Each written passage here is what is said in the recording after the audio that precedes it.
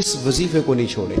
سخت مشکل جب آتی تھی نا تو صحابہ پڑھا کرتے تھے حسبنا اللہ و نعم الوکیل، نعم المولا. پڑھیے گا حسبنا اللہ و نعم المولا و نعم النصیر. اس کا معنی بڑا خوبصورت ہے.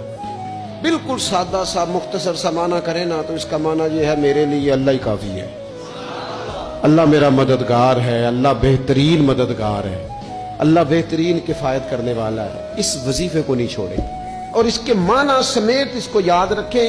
آپ محسوس کریں گے طبیعت طاقتور ہو گئی ہے، روح طاقتور ہوگی. اس کو بھولنا نہیں.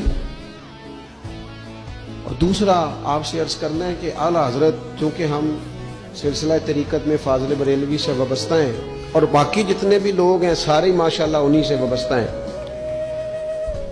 اعلیٰ حضرت نا لا حول ولا قوت الا باللہ العلی العظیم پڑھنے کی بڑی فضیلت بیان کرتے ہیں. یہ ایسا وظیفہ ہے جو سب کو آتا ہے نا ماشاءاللہ. نبی پاک علیہ السلام نے فرمایا یہ اللہ کے عرش کے خزانوں میں سے خزانہ ہے. اعلیٰ حضرت فرماتے ہیں 99 دفعہ پڑھو لا حول ولا قوت الا باللہ العلی العظیم. فرمایا اللہ تعالیٰ تمہیں 99 بیماریوں سے شفا دے گا اور اس میں سب سے چھوٹی بیماری ٹینشن کی بیماری ہے. سب سے چھوٹی بیماری غم کی بیماری ہے، چھوٹی، باقی بڑی بڑی ہوں گی. اس وظیفے کو نہیں آپ نے چھوڑنا اور یہ پابندی کرنی ہے، کریں گے انشاءاللہ تعالیٰ. اور تیسرا وظیفہ ہے درود پاک.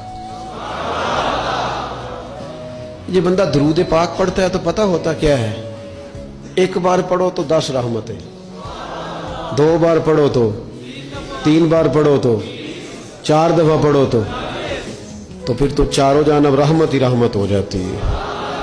درود پاک کو کبھی نہ چھوڑو اپنی زندگی میں. آج آپ اپنے آپ سے عہد کریں کوئی رات ایسی نہ گزرے کہ درود پاک پڑھے بغیر ہمیں نیند آ جائے.